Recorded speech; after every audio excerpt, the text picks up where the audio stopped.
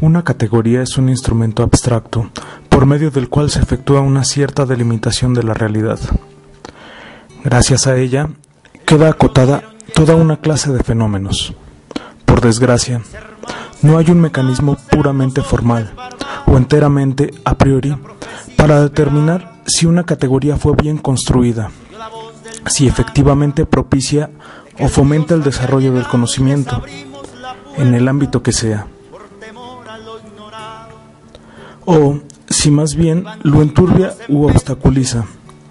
En todo caso, el que una categoría sea útil es algo que se muestra en los resultados a los que permite llegar, en las teorías o doctrinas que permite elaborar, en las verdades que permite alcanzar. Naturalmente, hay categorías más universales unas que otras, es decir, categorías que, por su carácter fundamental, inevitablemente harán su aparición en cualquier cultura. Me refiero a conceptos como los del espacio, tiempo, causalidad, Dios, objeto, persona, color, sonido, amigo, enemigo, etc. Por otra parte, empero, hay categorías que podríamos calificar como locales. Una noción puede ser efectivamente muy útil y, no obstante, ser de aplicación limitada, no rebasar cierto ámbito de realidad.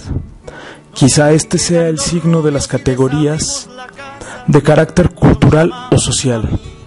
Independientemente de ello, lo cierto es que, en general, la construcción de una categoría y su ulterior confirmación como un concepto útil representa, por la expansión del conocimiento que fomenta, una aportación cultural mundial. A mí me parece que en México se han producido conceptos, no muchos, perfectamente originales. Conceptos que, aunque son de aplicación básicamente local, de todos modos son de significación universal. Por lo pronto, es claro que sin conceptos como estos, la historia y la realidad mexicana simplemente no resultarían inteligibles.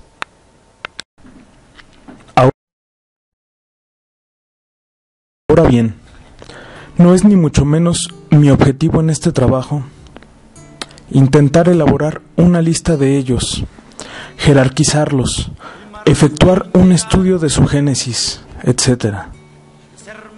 De hecho, me ocuparé de uno solo, sin pretender reconstruir sus condiciones de gestación y existencia, aunque quizá algo tendremos que decir al respecto. En última instancia, tampoco me interesa determinar si el concepto en cuestión está históricamente justificado. En este sentido, pasa con él lo que puede argumentarse que pasa con el cristianismo y con el personaje de Jesús. Podemos comprender y apreciar el mensaje moral del cristianismo, así como su impacto e influencia en la cultura mundial, independientemente de la prueba histórica de la existencia de un hombre llamado Jesús, originario de Nazaret.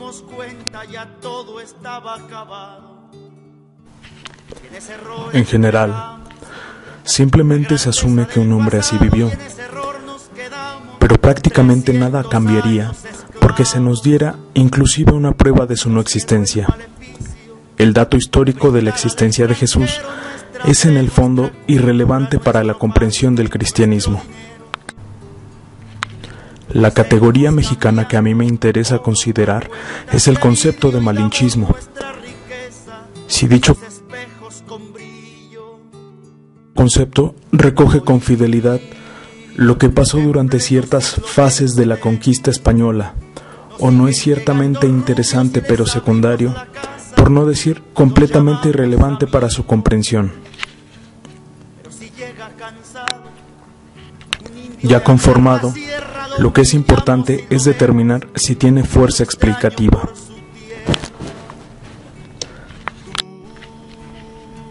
Asimismo, sería interesante examinar si, por ejemplo, se trata de un concepto exportable.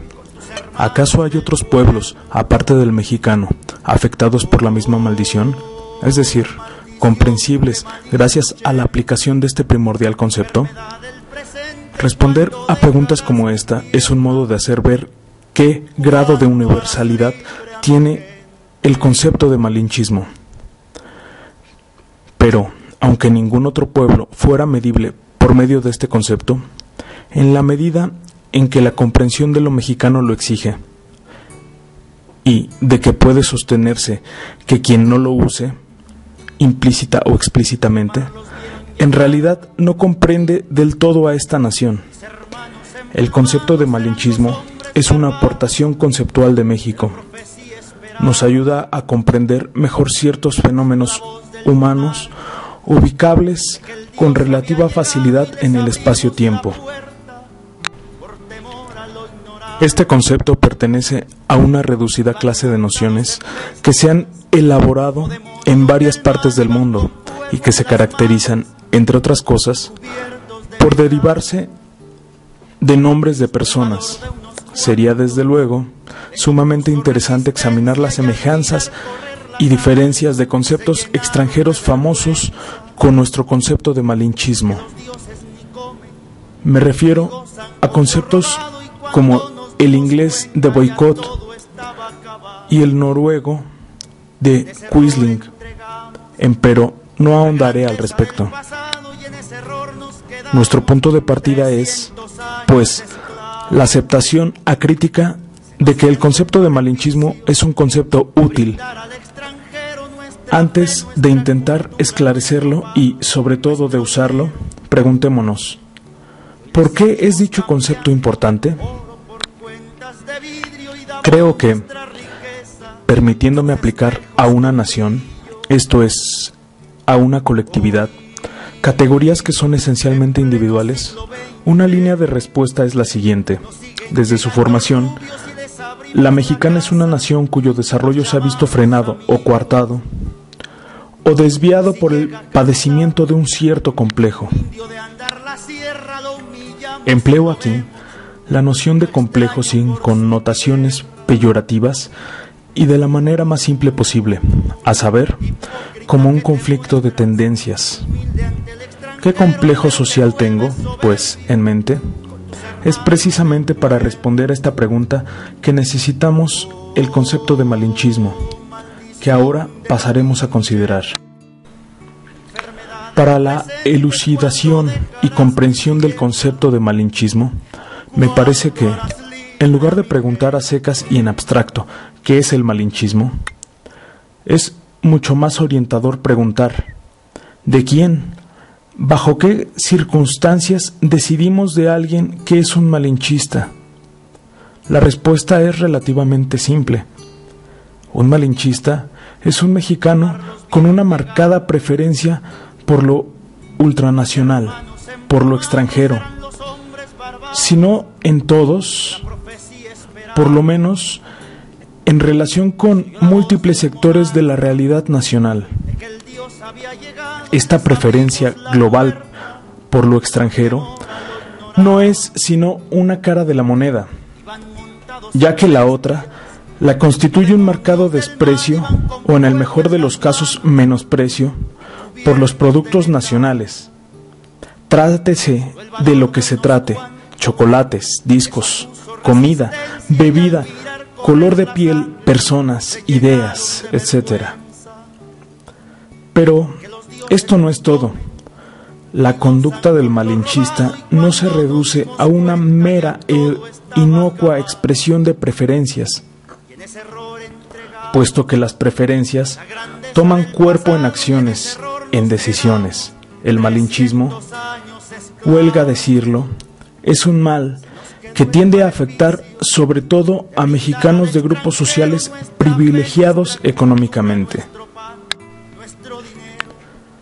Por eso, en contextos malinchistas, el no malinchista es de mal gusto, en tanto que en contextos no malinchistas, el malinchista es visto, más bien, como un entreguista en potencia o en acto, un virtual traidor, alguien que se desligó de su propia comunidad natural. Esta apreciación no es del todo errada. Después de todo, el malinchista es alguien que en el fondo se avergüenza de su condición de mexicano, de la que, por otra parte, no puede escapar. Preguntémonos ahora, ¿es la categoría malinchismo una categoría cognitivamente útil? ¿O el resultado de una percepción errónea de la realidad? ¿O es más, una invención diabólica inventada por otros para atormentarnos? Temo que la respuesta solo puede ser un rotundo sí. La categoría de malinchismo permite efectivamente delinear un aspecto de la realidad psicológica y cultural del mexicano. Negar que, de diversa forma, con variada intensidad según los estratos sociales y las coyunturas históricas, el mexicano, más el de ciertas regiones del país que el de otras, y sobre todo el de ciertos estratos sociales, está afectado por el virus del malinchismo. Me parecería más que de todo ocioso. Pero, si esto es así, recurrir al concepto de malinchismo tiene que ser de utilidad en o para la explicación de algunos fenómenos, dado que el concepto de malinchismo es un concepto amplio en espectro. Las tendencias que se le oponen aparecen de mil maneras y en multitud de esferas de la vida nacional. El malinchismo es un fenómeno complejo, y esto hace que rara vez sea detectado cabalmente, comprendido y sobre todo neutralizado. Es cierto que, al igual que la presencia de una bacteria de inmediato pone a funcionar al sistema inmunológico de un organismo, el malinchista de inmediato genera una reacción en el ambiente circundante. Más exactamente, el malinchismo, por razones naturales, de inmediato genera la razón contraria, su antípoda, su opuesto. El malinchismo es un fenómeno complejo, y esto hace que rara vez sea detectado cabalmente, comprendido y sobre todo neutralizado. Es cierto que, al igual que la presencia de una bacteria de inmediato pone a funcionar al sistema inmunológico de un organismo, el malinchista de inmediato genera una reacción en el ambiente circundante. Más exactamente, el malinchismo, por razones naturales, de inmediato genera la razón contraria, su antípoda, su opuesto. El problema consiste en que, debido a su complejidad, la corriente contraria a esa gran enfermedad nacional que es el malinchismo reviste formas equívocas, desorientadas, mal encaminadas, cuyos resultados son en general contraproducentes. Hemos tratado de hacer ver que el concepto de malinchismo es un concepto útil, que inclusive en los sectores más abstractos de la realidad, en la región del pensamiento puro, permite acotar de manera efectiva diversos aspectos de la realidad mexicana.